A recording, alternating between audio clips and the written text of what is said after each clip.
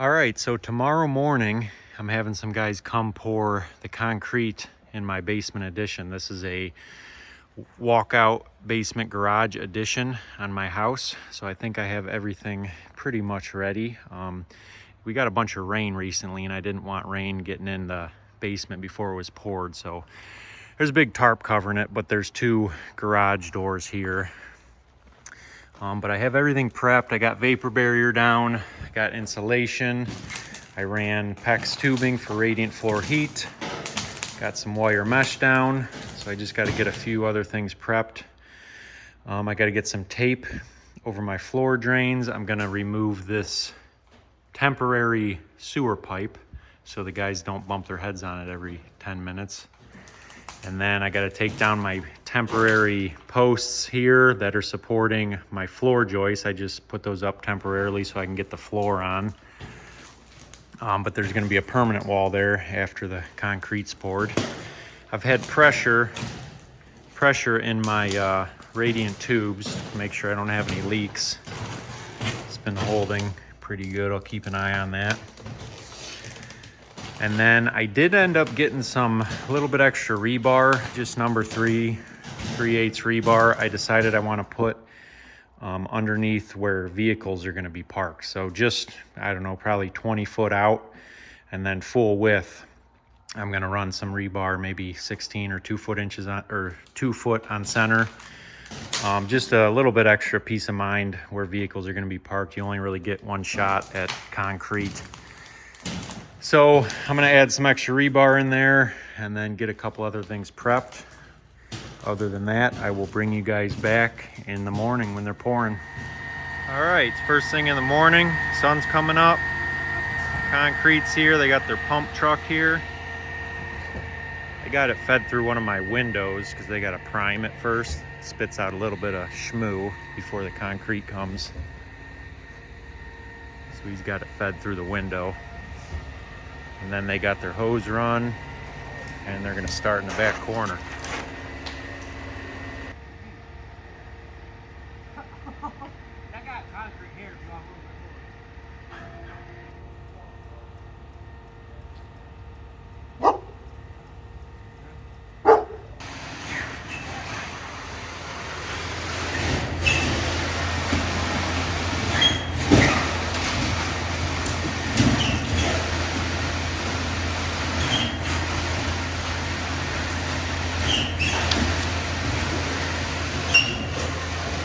What's going on, Bo? Bo's checking it out. You can't walk in that, bud. You can't walk in that.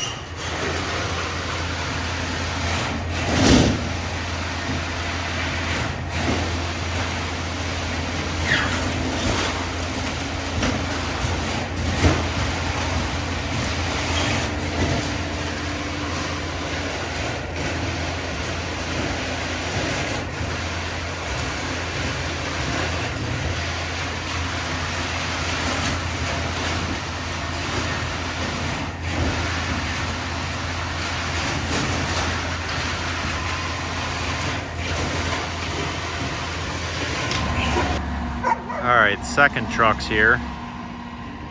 They got like most of it done underneath the existing house. I think he said he figured for like 24 yards, 25 yards. That's what I came up with too. So it'll be 3 trucks. Bo is not happy over there. I had to tie him up. He kept running under there.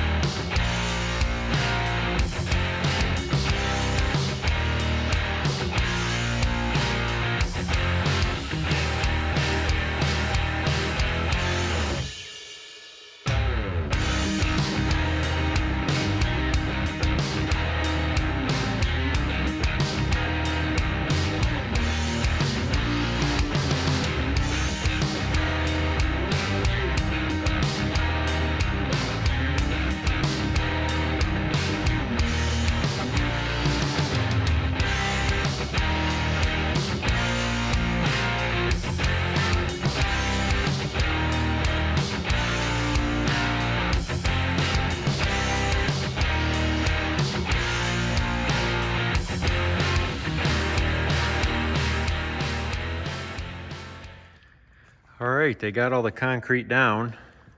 They went to lunch. Now they just gotta wait for it to set up enough, which might take a little while because I got like a double vapor barrier and this concrete's pretty wet. So I know finishers don't love waiting around that long, but it is what it is.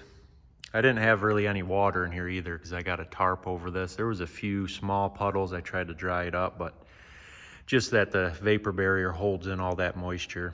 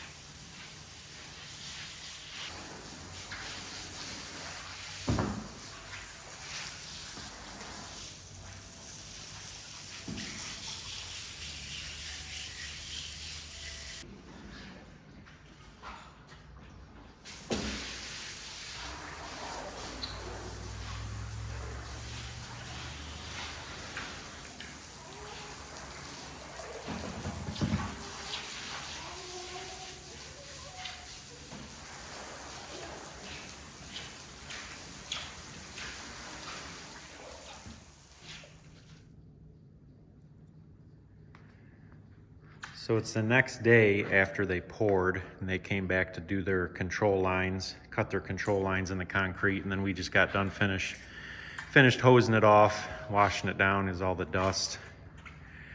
But yeah, it's all done. Looks pretty nice. So it's not a super smooth finish. Might be hard to tell because it's wet, but you can still see the swirl marks from the power trowel. And I wanted it like that because the floor in my barn is super smooth. They had a really smooth finish on it, and it gets really slippery and dangerous, especially in the wintertime with like vehicles. Like I would never be able to hose it off like we did here and walk around it. It gets pretty deadly, really slippery. So I wanted a little bit of grit to it, and I think that the finish is perfect. It's got a little bit of texture to it. So especially in the garage part for vehicles in the winter, but I had them do the whole thing like that, which I'm happy with. Gets you a little bit of grip when you're walking on it. This is the floor in my barn. It's kind of dirty, but they did a really nice job on it. It's super smooth and flat, but especially with like sawdust, and it gets really slippery, especially when it gets wet. So that definitely has a place, for certain places with a really smooth finish, but I definitely didn't want that. Make sure you know what kind of finish you want, because this gets really dangerous in the wintertime. So I had them do most of the floor flat, or relatively speaking, that's what I told them. I wanted most of it flat, and it is. When I washed it down, it wasn't holding water anywhere too bad. So all this is flat, all this is flat. There's a little drain there for utility room. And then there'll be a wall somewhere right here to separate the two-car garage from the rest of the basement. So everything on this side of the imaginary wall that's not there yet slopes to that drain. So this whole garage slopes to that drain, but the rest of the floor is pretty flat. But overall, I'm pretty happy with it. They put a sealer on it too.